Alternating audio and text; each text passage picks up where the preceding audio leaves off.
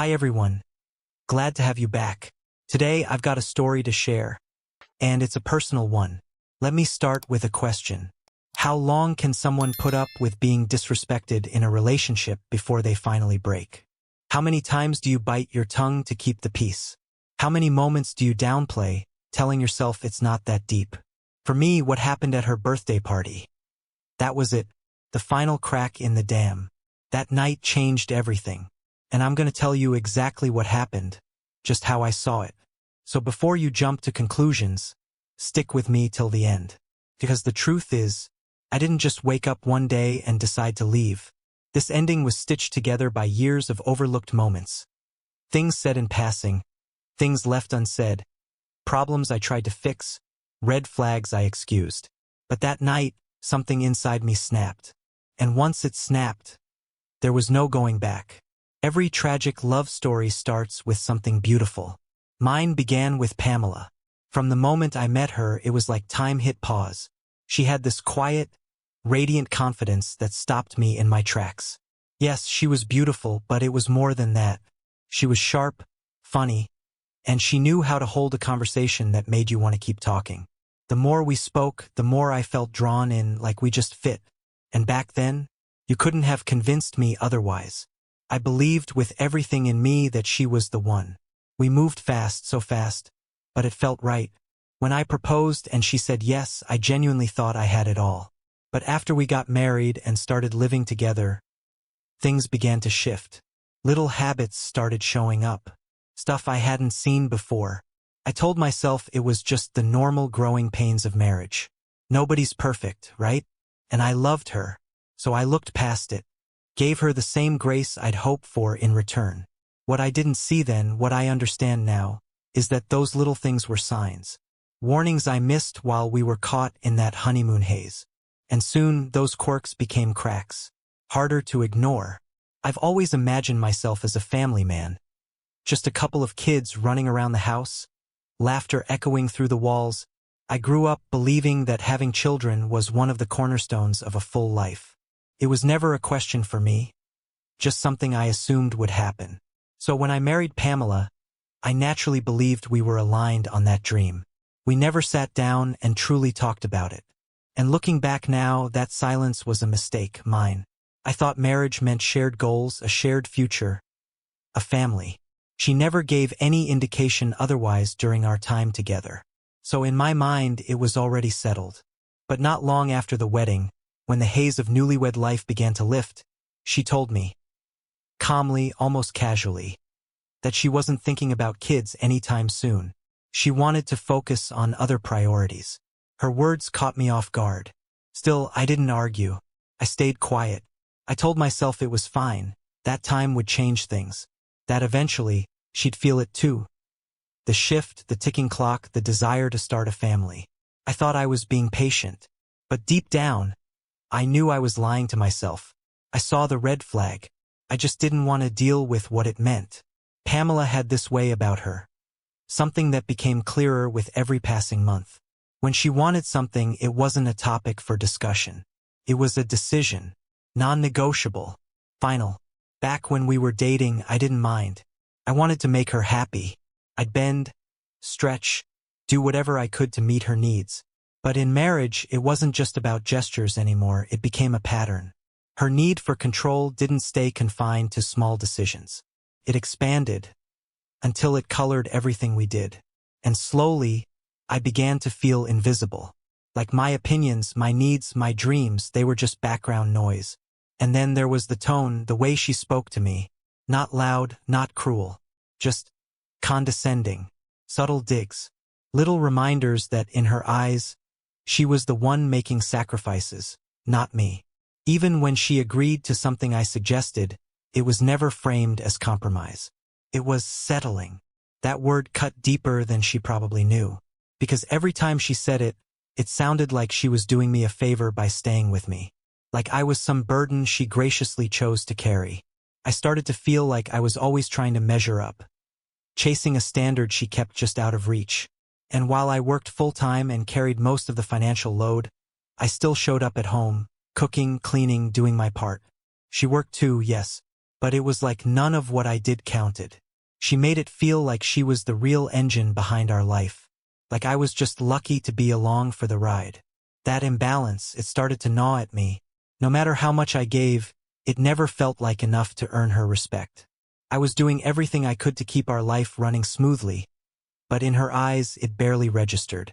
She carried herself like I owed her something for being in this marriage. She never came out and said it, but the tone, the offhand comments, the way every decision circled back to what she wanted. It all sent the same message. Like she believed she was doing me a favor just by staying. Eventually, I tried to talk to her about it. I thought maybe, just maybe, if I laid my heart out, if I explained how her behavior was wearing me down, she'd hear me, understand me. But every time I opened up, it felt like my words hit a wall. She'd wave me off. You're just creating drama where there isn't any.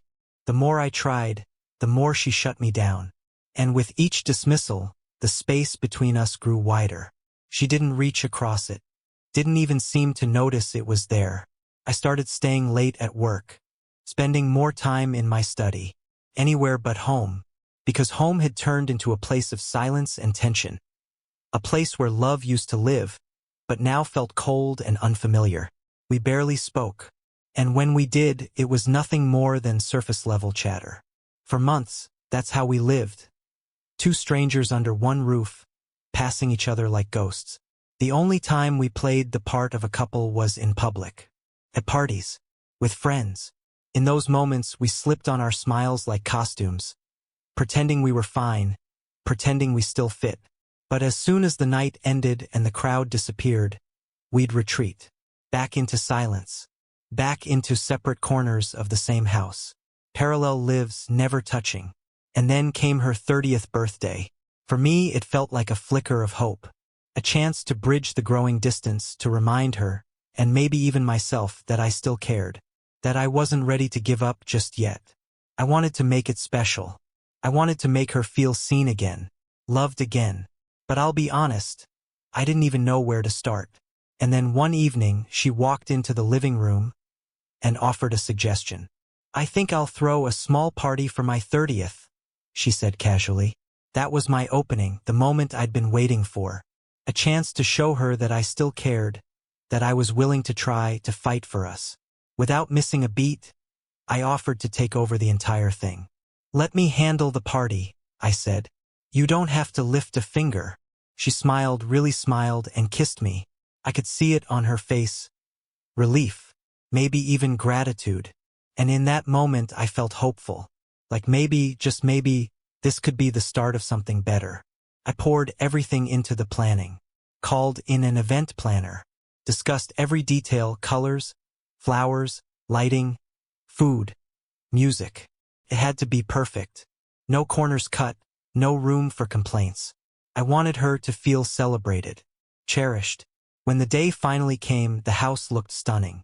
Warm lights, fresh blooms, soft music floating through the air.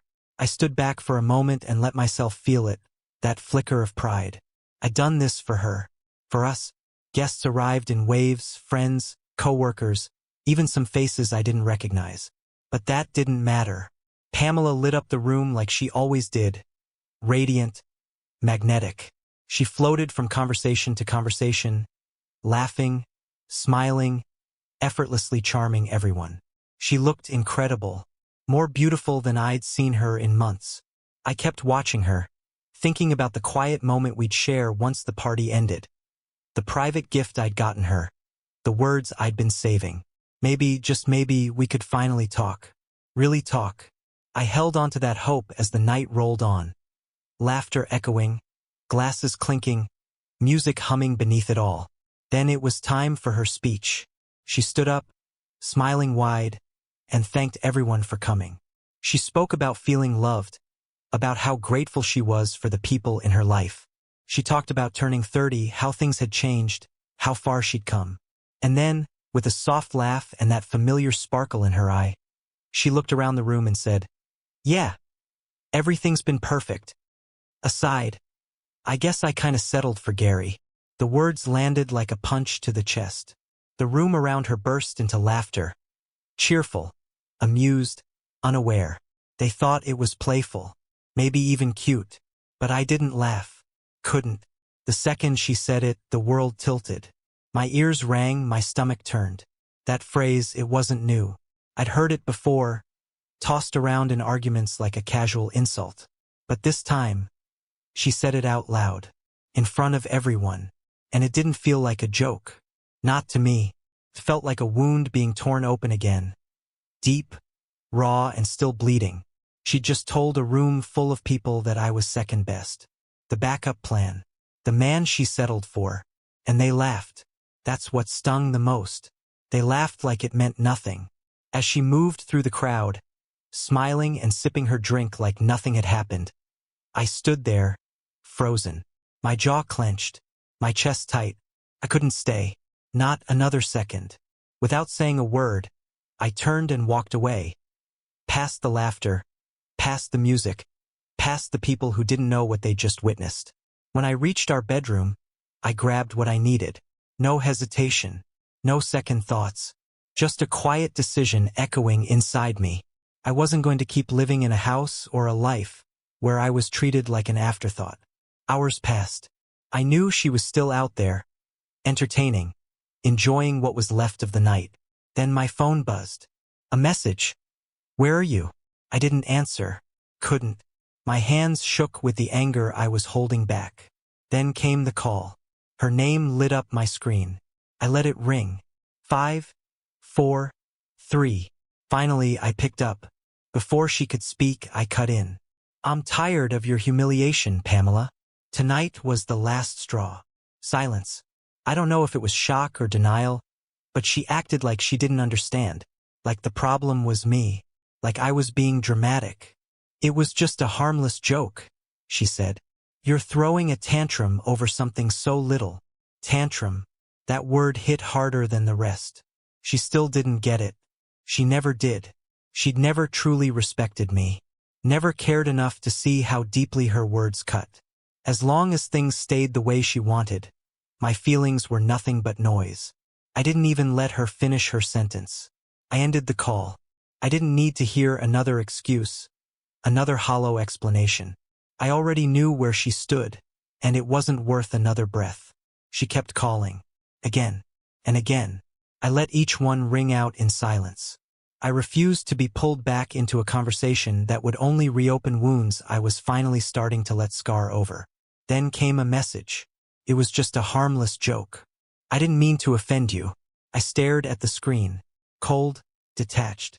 Her words meant nothing now. Just noise. She wasn't trying to make things right. She was trying to make herself feel better. But the line had been crossed, and this time, there was no coming back. I didn't respond. There was nothing left to say. She had shown me, proven to me, exactly how little she valued me. And I wasn't about to keep pretending I didn't see it. Weeks went by. The texts kept coming. The missed calls piled up. She pleaded, apologized, begged me to talk. But nothing changed. Not my heart. Not my decision. So I did what I had to do. I contacted a divorce lawyer. It was time to end this, for real. Because in that marriage, I was the one losing myself. The lawyer served the papers. And I felt relief. For the first time in a long time, I felt free. 2 days later, I returned to the house to gather the last of my things. That's when she found me. Tears in her eyes. Voice shaking. She begged me to remember our vows. To think about the years we spent building a life together. But I'd already done that. I thought about everything. And I was done. "That doesn't concern me anymore," I told her. Those vows she wanted me to remember? She'd broken them long before I did. And I wasn't going to carry the weight of both our choices anymore. Looking back, there are a few lessons I wish someone had taught me before it all began. Things I want to share in case you're standing where I once stood. First, never assume shared values. Before marrying Pamela, I assumed we wanted the same future. Kids, family, everything. But I never asked. Not deeply. Not honestly. I thought love would fill in the blanks. It doesn't. You have to talk about the real stuff, the hard stuff, before you make lifelong promises. I learned that lesson the hard way. Don't make the same mistake. And second, if someone keeps disrespecting you, even when they laugh while doing it, believe them. That's not a joke. That's how they see you. Pamela's harmless jokes were never harmless. When she joked about settling for me, it wasn't playful. It was revealing. That's how she truly saw me. When someone keeps making little digs at your worth, even wrapped in laughter, don't brush it off. Those aren't jokes. They're insights, glimpses into what they really think of you. And if you let it slide, they'll keep going. Because your silence tells them it's okay. Lesson 3: silence isn't always peace. I used to believe that the quiet in our home meant things were fine, that no yelling meant no problems. But I was wrong. That silence? It wasn't calm. It was disconnection. It was two people slowly drifting apart. No fights, no conversations. Just this cold, hollow space growing wider between us. I stopped talking. She stopped listening.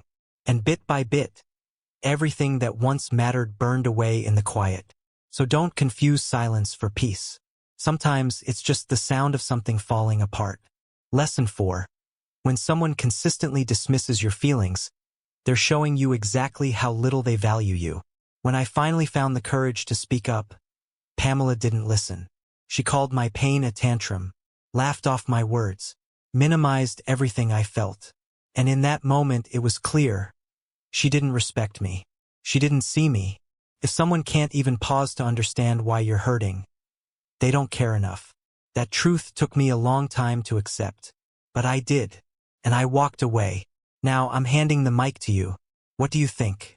Was I wrong to leave that night? Did I miss something? Or do you think I made the right call?